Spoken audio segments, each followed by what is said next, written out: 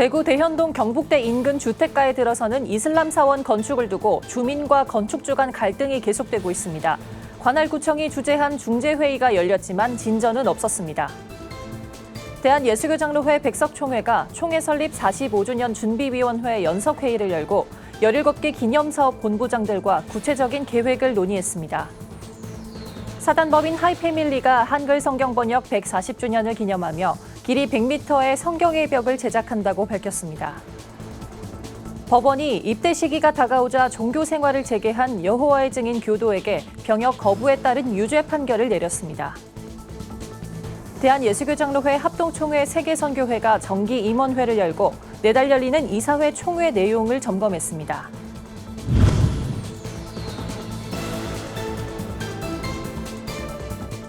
여러분 안녕하십니까? 구티비 뉴스입니다. 대구 경북대 인근 주택가에서 이슬람 사원 건립을 두고 발생한 찬반 갈등이 1년 6개월째 계속되고 있습니다. 관할인 대구 북구청이 최근 건축주들과 일대 주민들 간의 중재회의를 열었지만 양측의 입장차는 끝내 좁히지 못한 걸로 알려졌습니다. 자세한 내용 보도합니다. 대구 북구청은 대현동 이슬람 사원 건축을 둘러싼 갈등을 풀고자 지난 12일 중재회의를 열었습니다. 회의는 건축주와 주민 간의 이견을 좁히지 못한 채 2시간 만에 끝났습니다. 북구청 측은 이슬람 사원을 다른 부지로 옮기는 안을 제안했지만 건축주들은 이를 완강히 거부했습니다. 그러면서 주민들이 공사를 계속 방해하면 법적 소송에 나서겠다고 경고했습니다. 우리 구청에서 사원 짓는 부지를 매입할 의사가 있으니까 다른 데로 이전할 의사가 있느냐 그런 내용입니다. 그렇게 못하겠다. 예전에는 조금 이렇게 생각해 볼 여지가 있는 것처럼 가는데 지난주 회의했을 때는 자기들은 지금 너무 피해를 많이 봐서 거기에 대해서 응하지 않겠다. 주민들은 무슬림 인구가 대거 유입되면 소음과 냄새 등으로 생활권이 침해되고 이슬람 개토화로 결국 기존 지역 주민들의 터전이 위협받을 것이라며 반대의 뜻을 굽히지 않겠다는 입장입니다. 이슬람 사원을 둘러싼 갈등은 지난 2020년 9월 대구 북구청이 사원 건축을 허가하면서 불거졌습니다. 주민 반발이 거세지자 구청은 지난해 2월 공사 중지 명령을 내렸습니다. 건축주들은 구청을 상대로 공사중지 처분 취소 소송을 냈고 지난해 7월과 올해 4월 열린 1, 2심 모두 승소했습니다.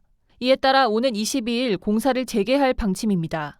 이슬람 사원 건축은 경북대 서문 인근 한 주택가에 연면적 약 74.3평을 포함해 지상 2층까지 증축하는 규모로 추진되고 있습니다. 무슬림 건축주들이 부지 이전을 거부하고 경북대와의 거리를 유지하려는 이유는 유학생을 비롯해 이슬람 교도를 대규모로 수용하기 좋은 위치 선정에 따른 것으로 전해졌습니다. 이슬람 전문가에 따르면 이슬람 교도들은 이슬람법을 따르는 집단 세력을 형성하고 단체 행동으로 종교 영향력을 확장해가는 모습을 보입니다. 한 전문가는 이주 사회와 동화되지 않는 이슬람화에 대한 경각심이 필요하다고 조언했습니다. 구티비 뉴스 김민주입니다. 대한예수교장로회 백석총회가 내년 교단 설립 45주년을 맞아 기념사업에 박차를 가하고 있습니다. 백석총회 설립 45주년 준비위원회는 17개 기념사업 본부장들과 17일 연석회의를 열고 구체적인 사업 계획을 논의했습니다. 정성광 기자의 보도입니다. 대한예수교장로회 백석총회 설립 45주년 준비위원회가 17개 영역별 기념사업 본부장들과 함께 연석회의를 개최하고 소통의 시간을 가졌습니다. 백석총회는 오는 2023년 45주년 기념사업을 통해 지나온 교단의 역사를 살피고 앞으로 나아가야 할 미래 비전을 모색하기 위한 다큐멘터리 제작과 기념 선교대회, 45주년 논문집 출간 등 17개 사업을 추진 중에 있습니다. 연석회의에 참석한 대회장 장종현 총회장은 기념사업이 나아가야 할 방향을 제시하며 역사의 획을 긋는 사업이 될 수 있도록 힘써달라고 당부했습니다. 45주년은 하나님의 초자연적인 은혜에 감사하는 시간이 되어야 된다. 모든 사업들이 하나님께 초점을 맞춰서 영광이 되고 하나님의 뜻을 이루어드리는 45주년을 행사를 해야 된다. 이날 회의는 17개 영역 기념사업 본부장들이 한자리에 모여 현재 추진되고 있는 사업들의 세부 계획과 진행 상황을 공유하는 시간으로 진행됐습니다. 백석총회는 기념사업을 통해 한국교회와 세계로 뻗어가는 교단이 되는 계기가 될 것이라며 기대감을 나타냈습니다. 설립된 지 45주년이라고 하는 이 역사적 분기점에서 이건 우리에게 큰 축복이고 은혜입니다.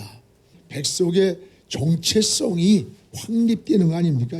우리 개혁주의 생명신학을 민족과 세계로 나가는 백석총회는 오는 1월에 개최되는 목회자 영성대회를 시작으로 3월과 4월에는 각각 백석인의 날, 역사관 개관 등을 진행하며 7월까지 다채로운 기념사업들을 준비하고 있습니다. 45주년 기념대회 본부장 이승수 목사는 17개 모든 사업이 서로 유기적으로 소통하면 반드시 좋은 결과를 가져올 것이라며 백석인들이 지혜를 모아 준비해 가겠다고 각오를 밝혔습니다. 구TV 뉴스 정성광입니다. 올해는 최초의 한글 성경이 번역된 지 140주년이 되는 해입니다. 이를 기념하며 가정사역기관 하이패밀리는 최근 성경의 위대함을 알리는 특별한 조형물을 제작한다고 밝혔습니다. 이 조형물을 위로가 필요한 이들이 찾는 추모공원에 설립해 의미가 있다고 설명했는데요. 하이패밀리 성경의 벽 프로젝트 소식을 권현석 기자가 보도합니다. 경기도 양평에 위치한 안데르센 메모리얼 파크.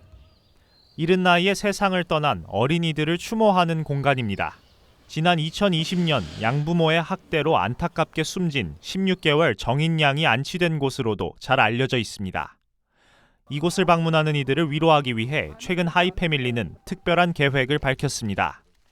지난 17일 하이패밀리 송기론 대표는 K-바이블 프로젝트 추진 발대식을 열고 안데르센 묘원에 들어설 대형 조형물, 일명 성경의 벽 설립 계획을 밝혔습니다. 송 대표는 추모공원 방문자들에게 죽음을 이기고 부활을 말하는 성경을 보여주고 싶었다며 추진 배경을 설명했습니다. 송 대표에 따르면 성경의 벽은 길이 100m, 높이는 최대 9m의 대형 조형물로 총 5,353장의 성경을 새긴 스테인레스 판넬로 제작될 계획입니다. 2015년 청주 비엔날레 예술제 감독을 역임한 전병삼 작가가 제작을 맡았습니다.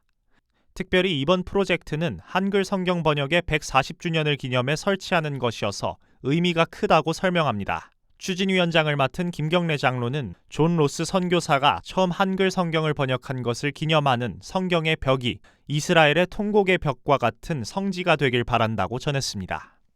성경이 들어오고 난 후의 한국과 성경이 오기 전에 한국하고 비교해보면 천양지차가 있습니다.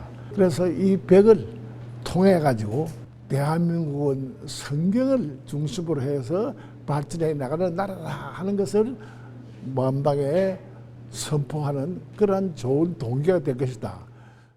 한편 성경의 벽은 내달 21일 기공식을 시작으로 공사에 돌입하며 내년 4월 준공을 목표로 하고 있습니다. 추진위는 후원에 참여하는 이들의 이름을 성경의 벽 판넬에 각각 새겨 영구적으로 보존할 계획이라고 밝혔습니다. 구TV 뉴스 권현석입니다.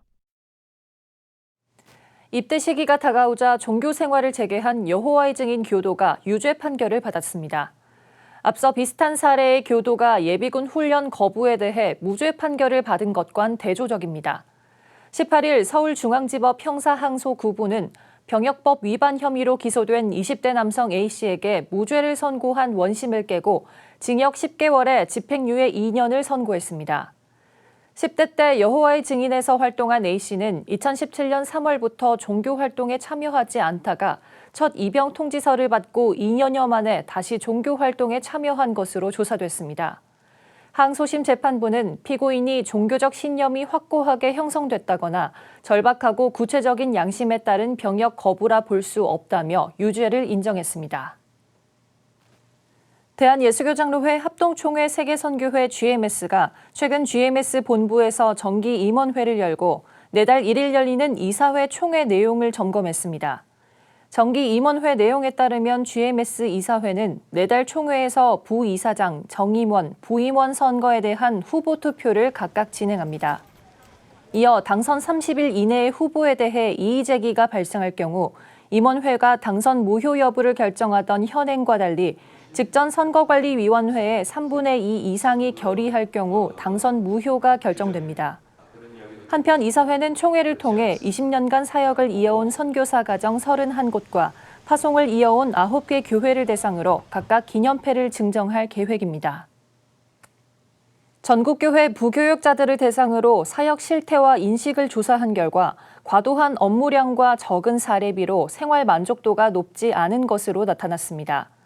기아대책과 목회데이터 연구소는 지난 6월 부목사 550여 명을 대상으로 조사한 결과 만족도 점수는 5점 만점에 3.2점이었으며 만족에 응답한 인원은 절반을 넘지 못했습니다.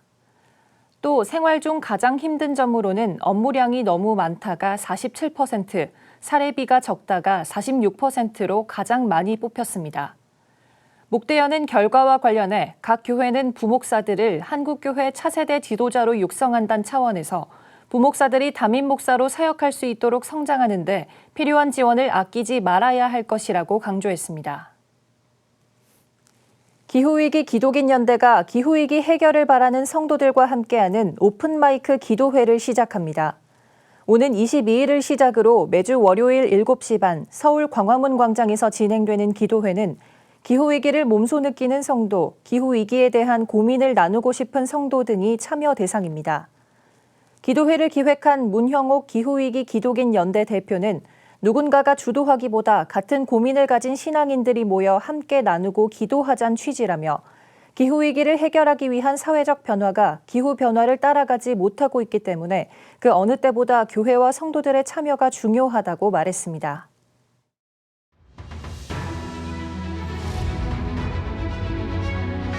오늘의 이슈 포커스입니다. 윤석열 대통령이 국정 운영의 동력을 확보하기 위해 대통령실 직제를 개편할 방침입니다. 비서실장과 국가안보실장 외에 실장을 한 자리 더 만들고 정책 조정 기능을 보완하고자 수석을 2명 더 두는 방안이 유력하게 검토되고 있는 걸로 알려졌습니다. 복수의 여당 및 대통령실 관계자는 윤 대통령이 이번 주 안으로 대통령실을 개편할 것이라고 말했습니다. 이렇게 되면 취임 100일 직후 출범하는 2기 참모진은 기존 2실장 5수석에서 3실장 7수석 체제가 됩니다. 최근 코로나19 재감염 비율이 높아지고 있는 가운데 방역당국이 감염 이력이 있는 만 12세에서 17세 고위험군과 18세 이상 성인도 3차 접종을 권고했습니다. 18일 코로나19 예방접종 대응추진단은 예방접종 차수가 증가할수록 2회 감염 발생이나 감염 후 사망 위험이 낮은 것으로 확인됐기 때문이라고 설명했습니다. 앞서 방역당국은 코로나19에 감염된 이력이 있는 경우 2차 접종까지 받는 걸 권고하고 3, 4차 접종은 희망하는 경우에 접종할 수 있다고 안내해왔습니다. 서울 아파트값이 거래량 감소로 3년 6개월여 만에 25개 구에서 모두 하락했습니다. 18일 한국부동산원에 따르면 이번 주 서울 아파트값은 0.09% 떨어져 지난주보다 낙폭이 확대됐습니다. 구별로 보면 노원구, 도봉구, 은평구, 구로구, 금천구 등지의 낙폭이 컸습니다. 특히 서초구가 지난 2월 셋째 주 이후 6개월 만에 하락 전환되면서 서울 25개 구에서 모두 아파트값이 떨어졌습니다. 2분기 가계소득이 역대 가장 큰 폭으로 늘어난 반면 소비 증가율은 절반에 그쳤습니다. 통계청이 18일 발표한 2분기 가계 동향조사 결과를 보면 가구당 월평균 소득은 483만 1,000원으로 작년 2분기보다 12.7% 증가했습니다. 가구당 월평균 소비 지출은 261만 9,000원으로 1년 전보다 5.8% 늘었지만 소득 증가율에는 크게 못 미칩니다. 처분 가능 소득 중 소비 지출에 쓴 돈의 비중인 평균 소비 성향은 66.4%로 2분기 기준 2006년 통계 작성 이래 가장 낮았습니다. 이슈 포커스였습니다.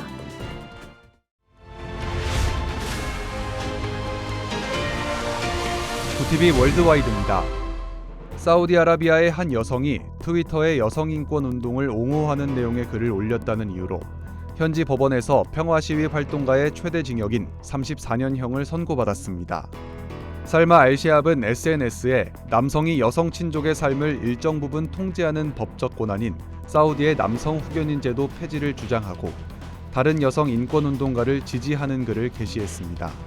사우디 법원은 영국 유학생인 그를 공공질서를 해치고 반테러법상 범죄자를 지지했다며 귀국길에 통지 없이 체포했습니다. 낮 최고 기온이 40도를 오르내리던 스촨, 충칭 등의 지방 정부들이 전력난이 심해지자 전기 사용 제한에 나서며 제조업체들이 조업을 중단하고 있다고 18일 중국 관영통신이 보도했습니다. 전력 사용 제한으로 현지 제철소가 조업을 중단했고 상가와 사무실의 냉방 중단, 지하철과 공항도 26도 이상의 온도를 유지하도록 했습니다. 지난 6월부터 1961년 기상관측 이후 최강 폭염이 지속하며 지난달 15일 특정 시간대 전기 수요량이 최대가 되는 전력 피크가 12억 6천만 킬로와트에 달해 여름철 기준으로 사상 최고치를 기록했습니다.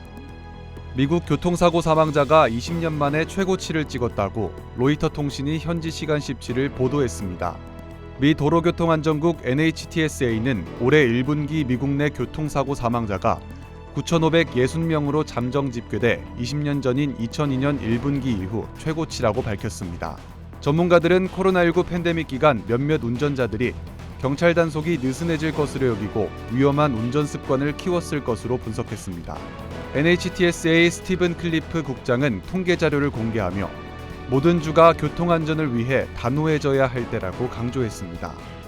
미국 중부 미시간대 도서관이 현지 시간 17일 최고 보물로 여기던 소장품 갈릴레오의 메모가 20세기에 만들어진 위조품인 것으로 파악됐다고 밝혔습니다. 해당 메모는 갈릴레오가 1610년 천체 관측으로 목성 주위의 위성을 발견해 기록한 것으로 지동설에 힘을 실어줬던 중요한 자료로 여겨져 왔습니다. 역사학자 닉 윌딩은 메모의 형태와 문체를 이유로 의혹을 제기했고 조사 결과 메모가 20세기에 만들어진 가짜라는 것을 확인했습니다.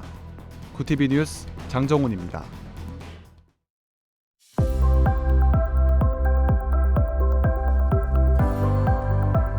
내일은 하늘이 흐린 가운데 전국에 비가 오겠습니다. 중부지방과 경북 북부는 오후부터 비가 내리겠고 비구름은 남부지방으로 이동해 오후 한때 전라도 내륙을 적시겠습니다. 일부 지역은 시간당 30mm의 강한 비가 쏟아질 가능성도 있습니다. 이어서 전국 날씨입니다. 내일 한낮 최고 기온은 서울 28도, 강릉 31도, 대전 30도가 예상됩니다. 남부지방은 광주 32도, 부산 30도, 제주는 34도까지 오르겠습니다. 날씨였습니다. 대구 이슬람 사원 건축 문제를 두고 갈등이 계속되고 있습니다. 차량 한 대도 채 지나기 어려운 주택지구 한복판에 집단 생활을 하는 이슬람 사원이 건축되면 주거 생활을 침해하는 게 이유입니다. 무슬림 건축주들은 구청의 부지 매입 의사를 거부하고 있는데요. 인권은 소중합니다. 무엇이 우선되어야 하는지 분별해야 할 때입니다. 이상으로 뉴스를 마칩니다. 함께 해주신 여러분 고맙습니다.